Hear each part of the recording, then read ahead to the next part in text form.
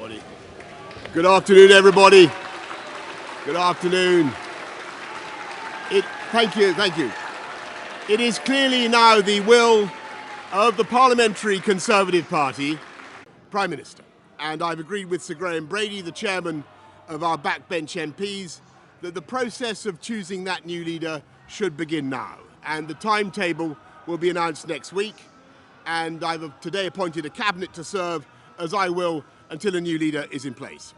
So I want to say to the millions of people who voted for us in 2019, many of them voting Conservative for the first time, thank you for that incredible mandate, the biggest Conservative majority since 1987, the biggest share of the vote since 1979.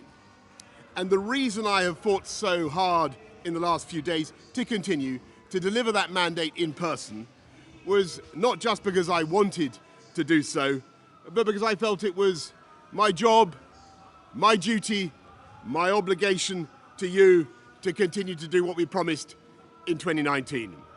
And of course, I'm immensely proud of the achievements of this government, from getting Brexit done to settling our relations with the continent for over half a century, reclaiming the power for this country to make its own laws in Parliament, getting us all through the pandemic, delivering the fastest vaccine rollout in Europe, the fastest exit from lockdown, and in the last few months, leading the West in standing up to Putin's aggression in Ukraine.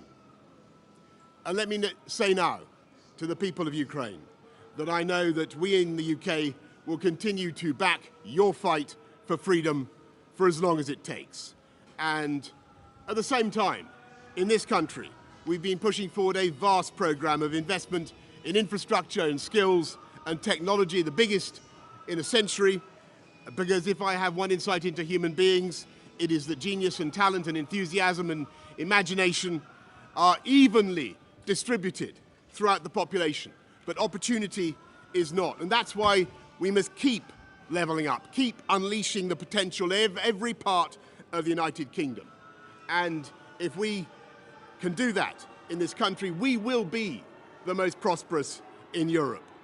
And in the last few days, I've tried to persuade my colleagues that it would be eccentric to change governments when we're delivering so much, and when we have such a vast mandate, and when we're actually only a handful of points behind in the polls, even in mid-term after quite a few months of pretty relentless sledging, and when the economic scene is so difficult domestically and internationally. And I regret not to have been successful in those arguments, and of course it's painful not to be able to see through so many ideas and projects myself. But as we've seen at Westminster, the herd instinct is powerful. When the herd moves, it moves.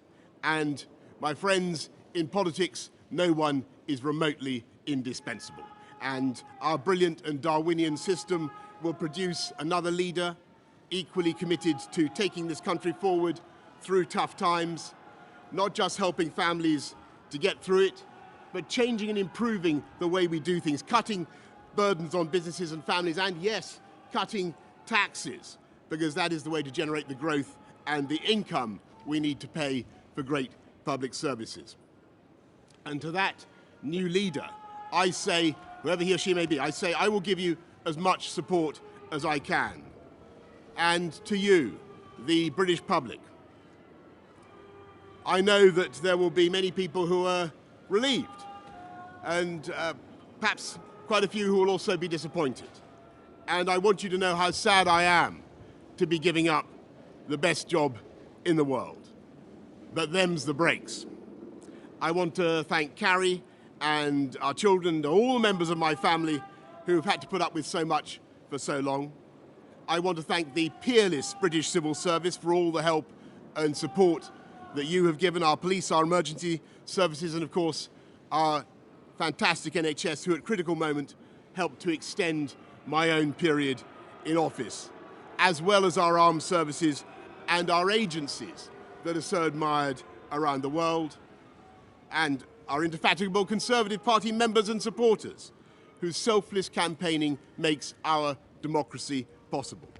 I want to thank the wonderful staff here at Chequers, here at number 10, and of course at Checkers, and our fantastic prop force detectives, the one group, by the way, who never leak.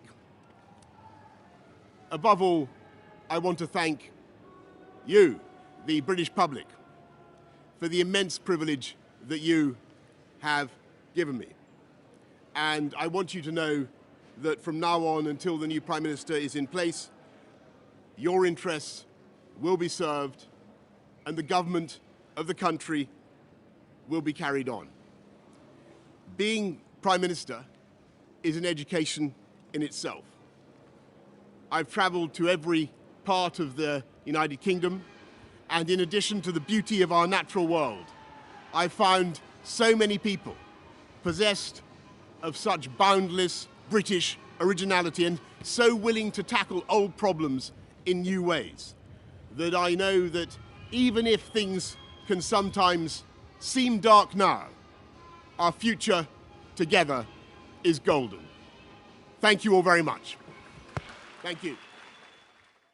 ਦੇਸ਼ ਦੁਨੀਆ ਦੀਆਂ ਤਾਜ਼ਾ ਖਬਰਾਂ ਦੇ ਲਈ ਹੁਣੇ play store